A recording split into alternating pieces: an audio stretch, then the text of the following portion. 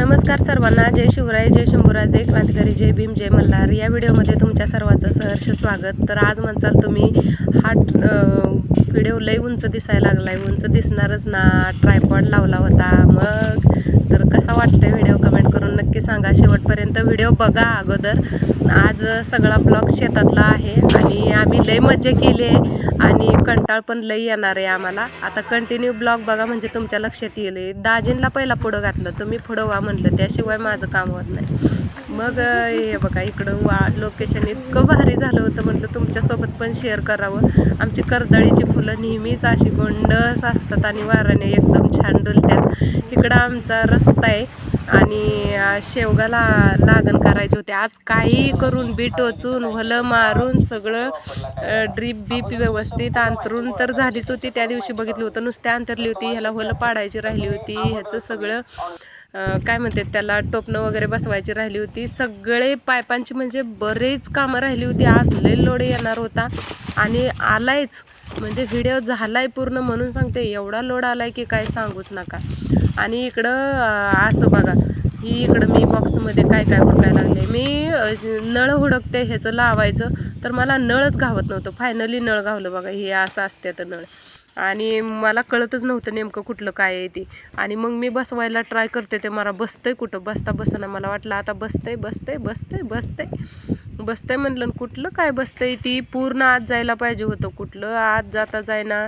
नाकी नऊ आलं, अंगठे तर लय दुखायला लागले ह्याला दाबून. मी म्हणलं मला काय असलं बसवाय येत नाही बाबा. ते खुलून वगैरे बसवायचं म्हणलं. दाजीने टोपणं सगळी उलटी बसवली होती, त्याच्यामुळं माझ्या अंगठ्याचा निम्मा चुतडा रामनाम सत्य हे झालाय. काय सांगू नका, एवढी आपदा झाली ना आज, लय फजिती झाली. अशी कोणाचीच झाली नसेल, पुरी जिरली माझी खरंच. तुम्ही जर शहाणा चाल आणि ड्रीप अशी पेप्सी पाईप वगैरे हातरून असं जर होलं मारून घरच्या घरी जर असं ड्रिपिंगचं करत असाल तर नक्की करा. मला दाजींना दाखवा म्हणलं ही कसं बसवायचं आहे ती. त्यानंतर असं बसवायचं चाललं होतं आणि नंतर मी ह्या मडक्यामध्ये भेंडीचं बी सगळं काढून घेतलं, कारण मला लावायचं होतं. आणि तिकडून परत आले, माझं हेलपाट्यावरच मी आता हे असा आकार दिसतोय का, ह्या आकाराकडून बाहेर ठेवायचा आहे आणि तो आकार सपाट आकार बसवायचा आहे आतमध्ये. दाजींनी उलटं केलं होतं बघा. सपाट आकार आहे तो आतमध्ये बाहेर बसवलाय आणि जो तिरकस आकार आहे तो बाहेर बसवलाय. काय बुचणं जाता जाय नाही, ती जीव वैतागून गेला. आणि मग दाजींना म्हणलं, अहो तुम्ही आधी ऊसाची ड्रीप केली आहे, तुम्हाला माहिती पाहिजे का मला, मी लगेच अंदाज केला म्हणलं. आणि मग मी काय केलं परत, मग असं जोडायचं चालू केलं. मग माझ्या एकटीच्यानं काय होत नव्हतं, कॅमेरा एकीकडे ठुला ट्रायपॉडला लावून ते पण हालत होता. म्हणलं तू लयच हालायला लागलाय. आणि ट्रायपॉडला एक हात आणि एका हातानं बसवायचं म्हणजे लयच रिस्की होतं माझ्यासाठी. पाय पण लय हालत होती, तरी पण म्हटलं तुमच्यासाठी काय पण म्हणून व्हिडिओ काढायचा. आपला जीव, आपला हट्ट आहे, जन्मसिद्ध हक्क आहे, सोडायचा नाही, तो एन्जॉय म्हणून जगायचा. त्यानंतर बघा इकडं आमची दाजींचे कसं चाललंय, अहो लय रमत गमत चाललंय. तोपर्यंत म्हणलं बी वगैरे टोचून घ्यावा. मग बी टोचायला चालू करायची होती. 2च बी टोचलं आणि अगोदर ते बुचन बसवलं होतं, त्याच्या अंगठे एवढं दुखायला लागलं होतं काय सांगू नका. पुरी जिरले माझी मागची पुढची. कामाचा वचपा आजच निघालाय माझा 6 महिन्याचा.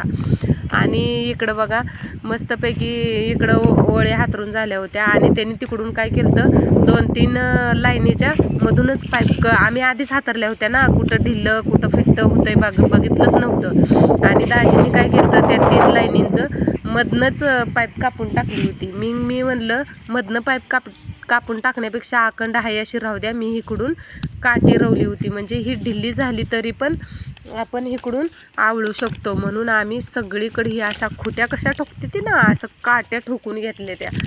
काय जुगाड काय लावायचं ती मला विचारा, 1 नंबर जुगाड असते माझ्याकडं. कोणाला जुगाड पाहिजे असलं तर माझ्याकडे या, मला गुरु करून घ्या, 1 नंबर सांगते. पण कामाचा लय वाईट चुतडा होती, मला काय सांगू नका चुतडा झाल्यावर. मग असं करत सगळं चालू होतं. 2-3 लाईनी दाजी अजून तिकडं चाव्या बसवते ती, तोपर्यंत मी इकडं काढून घेतलं होतं. पूर्णपणे माझं काम झालं. मग नंतर काय तोपर्यंत पोरं शाळेतनं आली. आज रंगीत तालीम आहे म्हणून माघारी आली, म्हणजे त्यांना गणवेशांना सुट्टी. मग स्वातंत्र्य दिन आहे म्हणल्यावर मग काय दीदीचं चाललं होतं हाताला मेहंदी काढ, हाताला मेहंदी काढ. तर मेहंदी मी अशी काढली आहे बघा, साधी सिंपल. कशी काढली कमेंट करून नक्की सांगा. आणि इकडं बघा मी पण हाताला मेहंदी काढली आहे, पण आता बाकीचं काम राहिलेलं पण करायचं होतं. थोडा आराम करावं म्हणलं तर कुठलं काय एवढीशी डिझाईन काढली ना, आता एवढ्या डिझाईनवरच माझी नागपंचमी होणार आहे असंच वाटते मला. म्हणलं एका दगडात 2 पक्षी मरतात. आपलं 15 ऑगस्टची बी होते आणि नागपंचमीची होते मेहंदी, म्हणून काढा म्हणलं तर कुठलं कशाच काय लगेच घातली मी मेहंदी. आणि मेहंदी धुवून आले तर काय इकडं दाजी जाळच करायला लागली होती. बाई म्हणलं जाळ करून ठेव, चाल ऊस पिटवून हाय दुष्काळामध्ये आलेला. तसलं काय नाही म्हणलं, ही सुलेचन लावायचं आणि माझीच पेटवायचं. एवढं जुगाड डोकं आमचं एवढं भारी चालतंय की काय सांगू नका, एक नंबरच. आणि ही बघा असं गरम झालं की त्याला वडावडी करायचं. आणि ही काय निघता निघाना ह्यानं ह्या टोपणानं आमचा एवढा जीव खाल्ला, एवढा जीव खाल्ला की काय सांगू नका.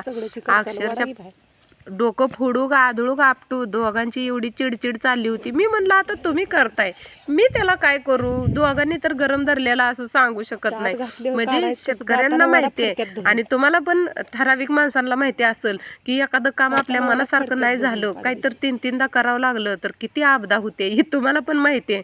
आणि आपला राग दुसऱ्यावर काढायचं एवढं एक नंबर जमतंय बघा माणसांना म्हणजे पुरुषांना. बायकांवर राग कसा काढायचा, मग ती कुठला पण पुरुष असू द्या आणि कुठली पण बाई असू द्या, तेवढं एक नंबर जमतंय. कसं तर वडून वाकून काय तर आता तर बेडग्यानंच चालू केलं होतं. म्हणलं आता हे काय करायचं चालू आहे आणि काय नाही. माझं तर डोकं चालायचं बंद झालं आणि ही डोकं त्यांचंच होतं बरं का. आपण तसल्या का भानगडीत शिरत नाही. काय जुगाड करायचं, काय कांड करायचं, कुठलं ती लगेचच घट्ट होऊन बसतंय. पातळ झालेलं गरम झालं की लवचिक होतंय आणि परत लगेच घट्ट होऊन बसतंय. एवढी आपदा केली त्यानं, पुरी जिरली आमची. परत इकडचं काढा तिकडं जोडा, तिकडचं काढा इकडं जोडा. सगळ्या विहिरीवरनं सगळ्या पायपान सगळी बोचणं सगळं असलंच भंगरीत झालं होतं. तोपर्यंत दाजी म्हणलं इकडं रिटर्न पाणी सोडावं लागतंय, नाहीतर सगळ्या पाईपलाईन फुटल, पूर्ण वाट लागल पाईपलाईनीची. म्हणून ह्यानी इकडं काय करायला लागलं, दगड मांडायला लागलं होतं. तिकडचं मांजरी दगड घ्या म्हणताना हिथंच गावला त्यांना मांजरी दगड. लावा म्हणलं नीट व्यवस्थित. आणि चला घरी, संध्याकाळी लाईट आल्या मोटर चालू करून कसं पाणी पडतंय कसं नाही बघायला लागल. आणि माझं एकच काम नाही बरं का, शेळ्या पण सोडले ते त्याबरोबर आणि ह्यांना पण काम करू लागते. इकडं ही जोडलंय, काय म्हणते ती याला काय माहिती, पण माहित नाही पण माहिती आहे.